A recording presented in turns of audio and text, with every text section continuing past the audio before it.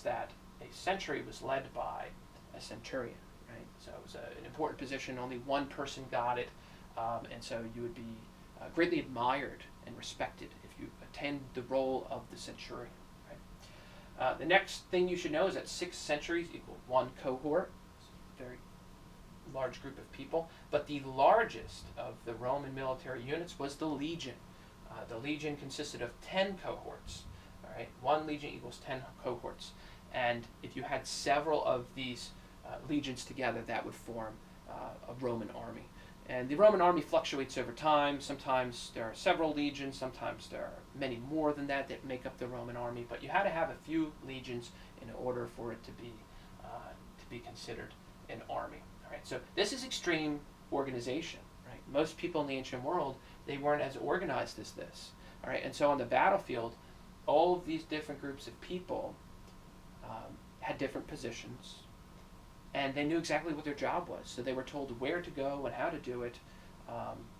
Many of them bore an aquilifer, or they bore a sigil that would have a symbol of their unit on it. So they were in the battlefield, they knew exactly where to go.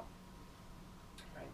And so that is one of the things that made the Roman military so important, because of its extreme organization.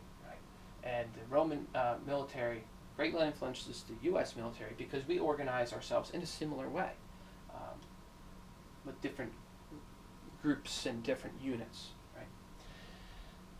The next thing I want to do is I want to talk real briefly about the standard Roman legionnaire. Okay, what was it like to be just that individual soldier? What equipment did you have to have? Right? So a legionnaire wore a helmet. All right, the helmet was called a gallia. All right, it was pretty heavy.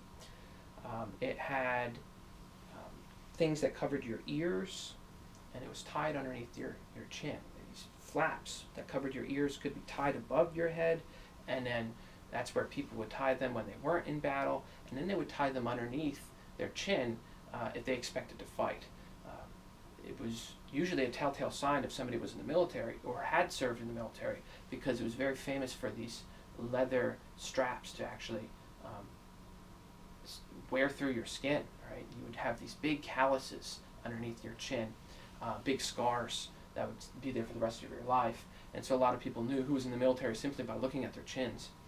The next thing you should know is the body armor itself was amazing. The Roman military was outfitted with the best armor in the ancient world at this time. There are many different types of Roman armor. The most famous is the Lorica segmentata. That was the segmented armor, right? Different smaller pieces of metal that would be joined together with leather strappings to form what was almost like a solid piece of metal. And it was mobile enough, but these were very advanced pieces of armor. Not everybody wore one. Many times they just wore a lorica, right? And other times they even just wore what was regular chainmail, right? Chainmail was easier to make, and so most people wouldn't find themselves with that beautiful segmented armor. I'll attach a picture for you in the classroom so you can see what I'm talking about. They just wore chainmail, most of them. Next thing they had was a belt called the cingulum.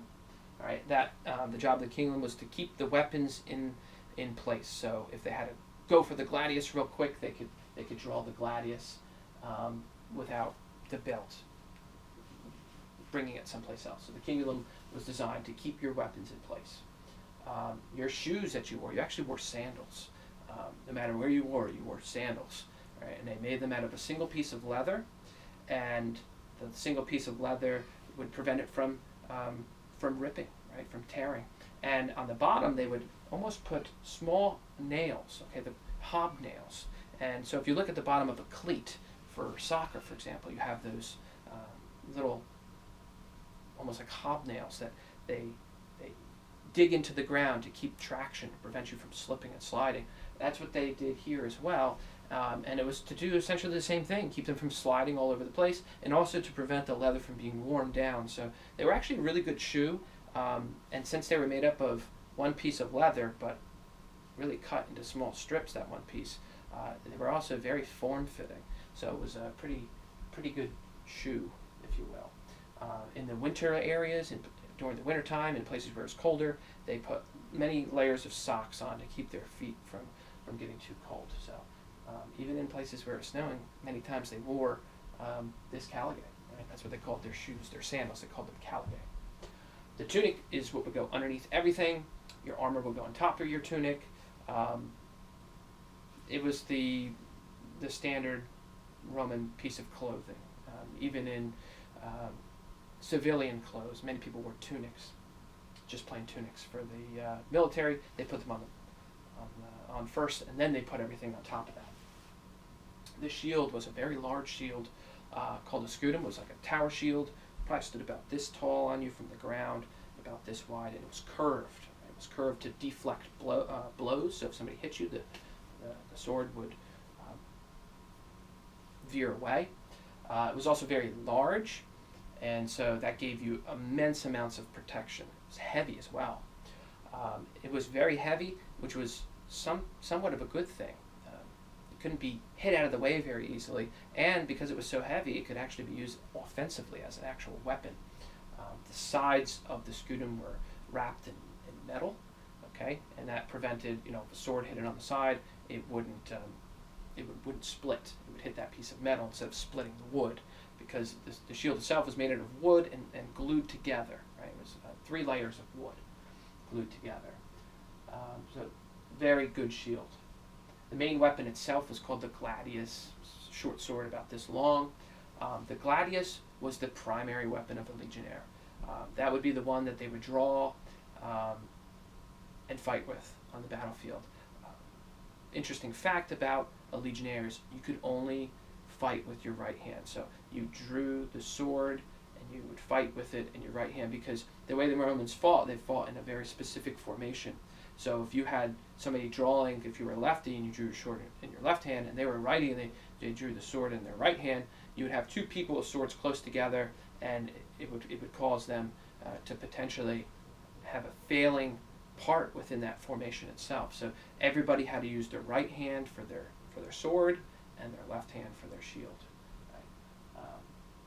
So that was an interesting fact there for you. The next thing they had was a sidearm called a pugio, which was a small dagger.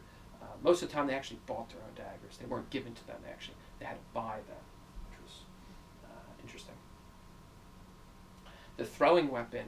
Soldiers had to carry throwing weapons. Each one had almost what was like a javelin. They called it a pilum. Right? It was a little different than a javelin. A pilum had a long and thin iron shaft, and when they threw it, it was designed to essentially penetrate through enemy shields, but then bend as well, so that the enemy couldn't take them from the shields and then throw them back at the legionnaire. So they specifically designed these things as kind of throwable weapons that were throwaway once you got done using them, because they were very thin and they would bend very easily. So they were very deadly, but after they were thrown, they were essentially useless, which was pretty smart though, right? And that's generally what the standard Roman legionnaire would carry around with him. The next thing that I want you to know is just a little difference between the last thing, a little difference between the legionnaire and an auxiliary unit. Okay, so a legionnaire is a citizen, right? They sign up in the Roman military, and they enjoy the perks of citizenship to begin with.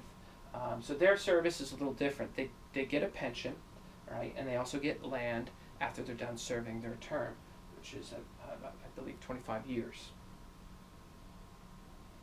One thing that they did get that auxiliary did not get is, since they were already citizens, they could attend higher positions in the military, and sometimes people went into politics after they got done serving. Remember, people were very respectful of this. It was fulfilling your civic duty, and so they were able to find themselves either in senior ranking positions in the military, or they could try their shot within the actual government itself. Non-citizens were also drafted into the military, and they were called auxiliary. Okay?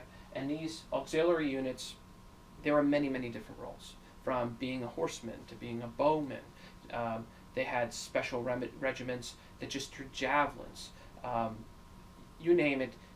They took the skill sets of the people that they conquered, slingers, right? And they drafted them. All right. They encouraged them to serve the Roman military. And this way, these people were being used to their full potential. Right. That was another thing that made the Roman military and Rome so powerful in general. They weren't restrictive to just citizens serving. Everybody should serve Rome. And in order to encourage everybody to serve Rome, they gave everybody citizenship for serving 25 years. And they could also themselves earn a pension and a plot of land. And that applied, citizenship didn't just apply to themselves for serving, it also applied to their family. So if they survived and they served 25 years, not only did they get citizenship, so did their children and the future generations that those children have. Everybody has it eternally. So the Romans knew how to encourage people to serve them, which also made them very, very strong. All right, so everybody had a purpose. Nobody was left out. The Romans wanted to be very strong, and they realized they had to use everybody to do that. And simply preventing useful people from serving in the military wouldn't have been very beneficial to them. Right? So these are some of the things that make the Roman military so powerful. It is an empire that conquers the world, all right, and it conquers the world through military force. And these are some of the things that make it possible for them to conquer the whole world. All right, so pretty soon we're going to be talking about the Punic Wars. I believe that's the next topic we're going to be talking about. Now that you know a little bit about the foundations of the Republic, as well as the soldiers of the Republic, now we'll